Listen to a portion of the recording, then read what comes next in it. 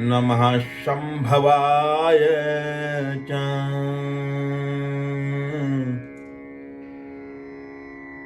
मयो भवाय च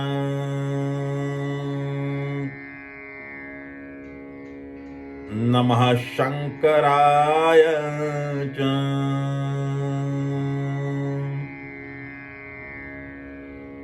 मयस्कराय च नमः शिवाय च शिवतराय च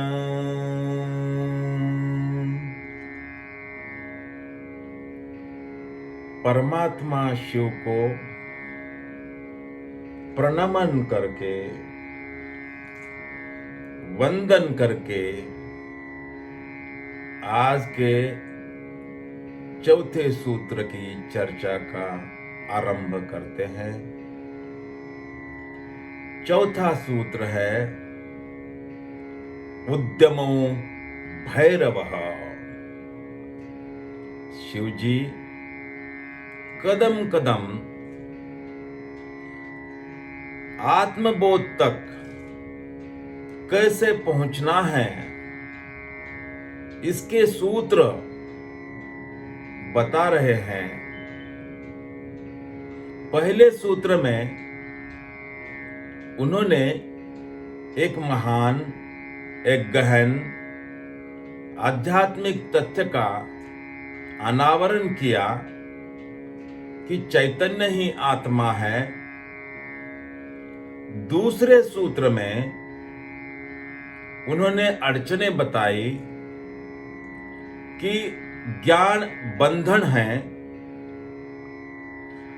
तीसरे सूत्र में एक और आध्यात्मिक तथ्य का अनावरण किया, प्रकटीकरण किया कि यौनि वर्ग कला शरीरम। और अब चौथा सूत्र बता रहे हैं कि उद्यम ही भैरव है। एक एक कदम हम आत्मबोध की तरफ, अपने चैतन्य स्वरूप की तरफ आगे बढ़ रहे हैं।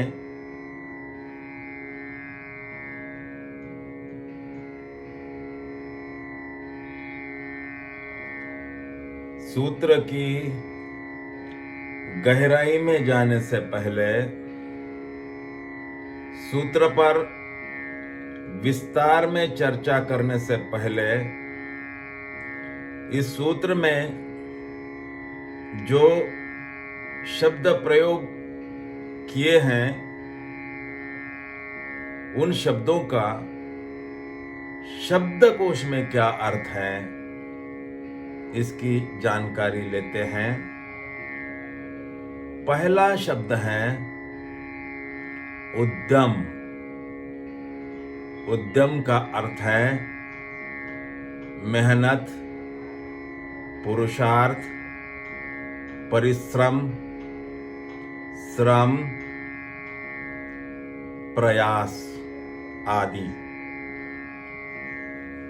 भैरव शब्द का अर्थ है शिव, रुद्र, भय से मुक्ति दिलाने वाला। भैरव शिव जी का वह रूप है जिसने ब्रह्मा जी के 5वें शिर का विच्छेदन किया था। भैरव हो जाना मतलब शिवांश हो जाना। भैरव हो जाना मतलब आत्मबोध हो जाना। भैरव हो जाना मतलब आत्म स्मरण हो जाना। भैरव हो जाना मतलब सभी भयों से, सभी बंधनों से, सभी कारागृहों से मुक्त हो जाना।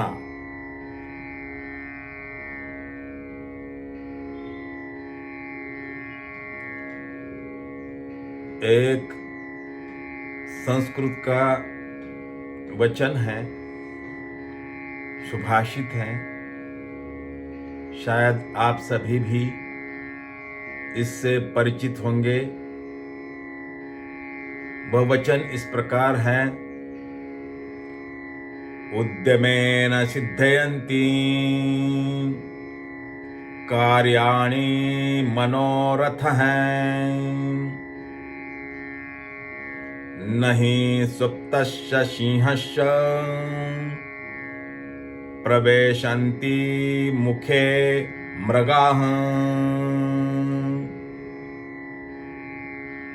सभी कार्य परिश्रम से सिद्ध होते हैं, इच्छा करने मात्र से नहीं।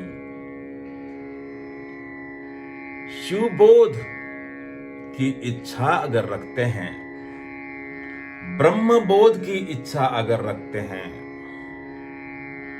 आत्मबोध की इच्छा अगर रखते हैं, अपने स्वभाव को जानने की इच्छा अगर रखते हैं, तो उसके लिए कदम बढ़ाना पड़ेगा। उस दिशा में अग्रसर होना पड़ेगा, पुरुषार्थ करना पड़ेगा, मेहनत करनी पड़ेगी। जो अड़चने आएगी वो दूर करनी पड़ेगी, कुछ चुनौतियों का सामना करना पड़ेगा, तभी वहां तक पहुंच पाओगे। बिना परिश्रम का ये नहीं हो सकता। परिश्रम, मेहनत ही भैरव है। जो चल पड़ा वो देर अबेर पहुंच ही जाता है, उसे आत्मबोध हो ही जाता है। मात्र परिश्रम की जरूरत है। परिश्रम ही भैरव है, परिश्रम ही शिव है।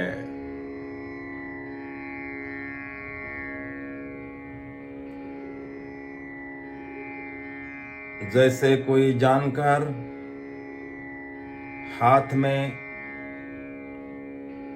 पथ का नक्शा लेकर, रोड मैप लेकर किसी गंतव्य स्थान तक पहुंचने के मार्ग के बारे में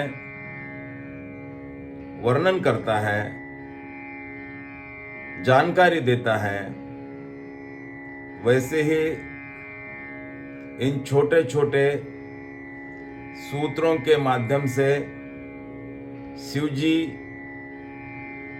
आत्मबोध तक, परम सत्य तक, अपने चैतन्य स्वरूप तक पहुंचने के मार्ग पर जो पथ चिन्ह है, जो मील के पत्थर है, जो मोड़ आते हैं, उनके बारे में जानकारी बहुत कुशलतापूर्वक दे रहे हैं।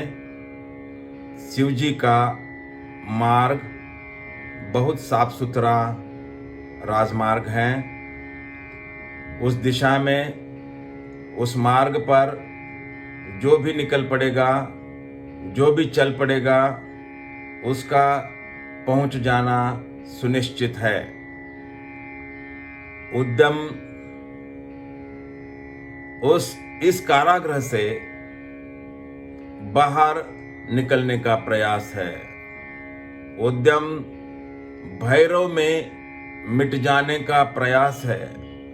उद्यम भैरव में विसर्जित होने का प्रयास है।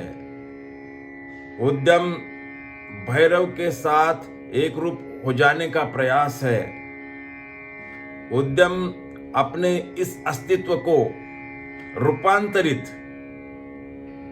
इस अस्तित्व को समाप्त करने का प्रयास है।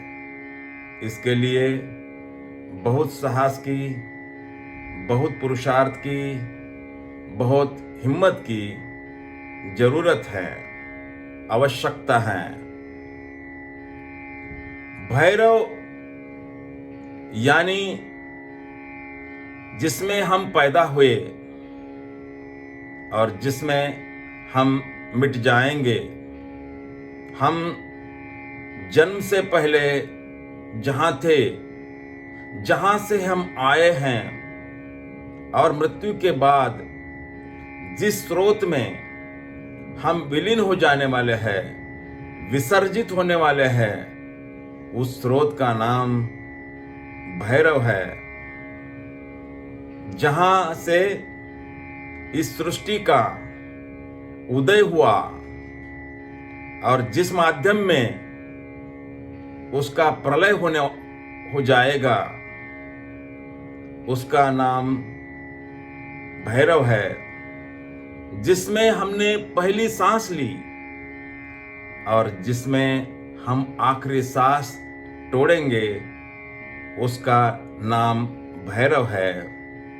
यानी जो सदा था, सदा है और सदा रहेगा, उस तत्व का नाम भैरव है।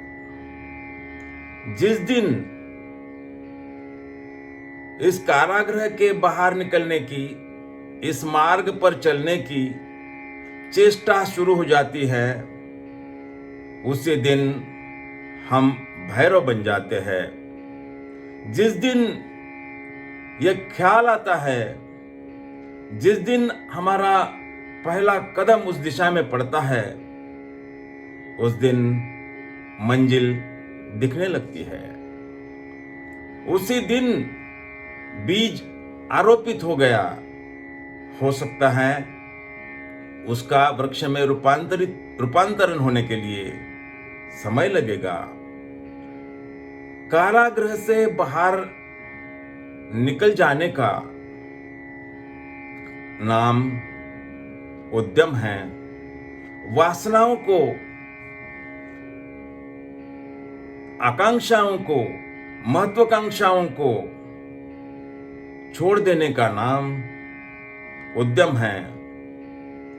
जिस दिन, जिस समय, जिस क्षण ये विचार मन में आएगा, मूर्छा टूटने लगेगी।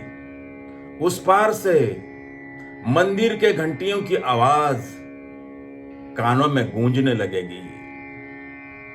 उस दिन ब्रह्मलीनता आ जाएगी। उसी दिन, उसी क्षण शिवलीनता आ जाएगी।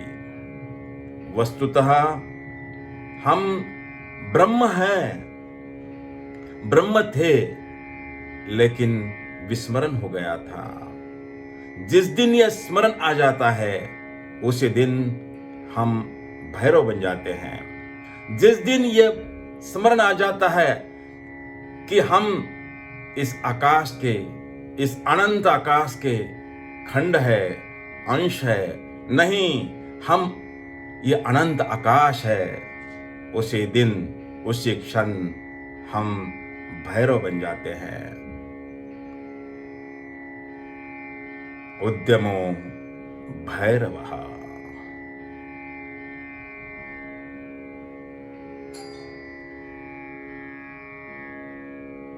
संत तुकाराम की एक बहुत सुंदर रचना है,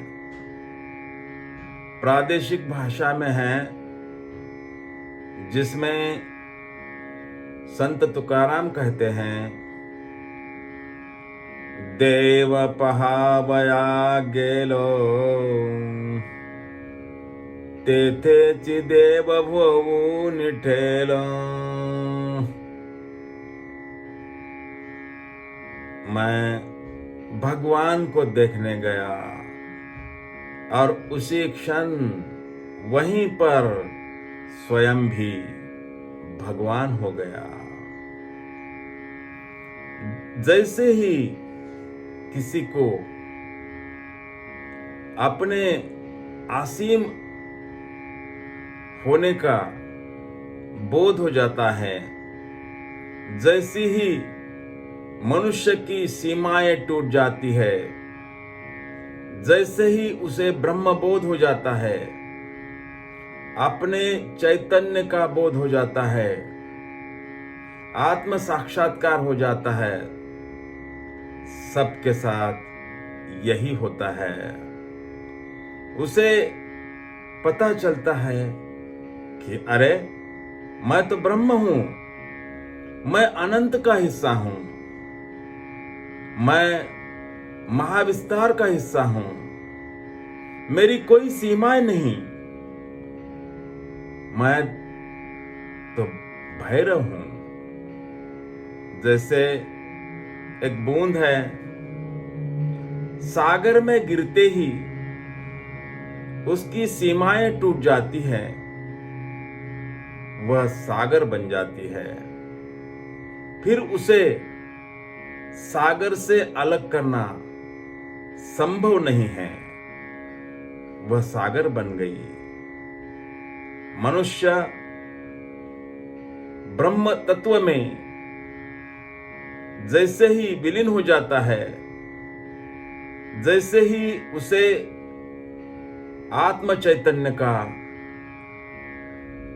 बोध हो जाता है, आत्मानुभव हो जाता है, उसकी सीमाएं टूट जाती हैं और वह भैरव हो जाता है। उद्यमो भैरवः।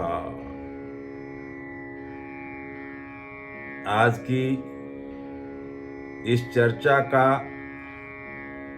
समापन करने से पहले, इसे विराम देने से पहले, इस शास्त्र के प्रथम चरण का फिर से एक बार स्मरण करते हैं। ओम नमः श्री शंभवे स्वात्मानंद प्रकाश वपुषे।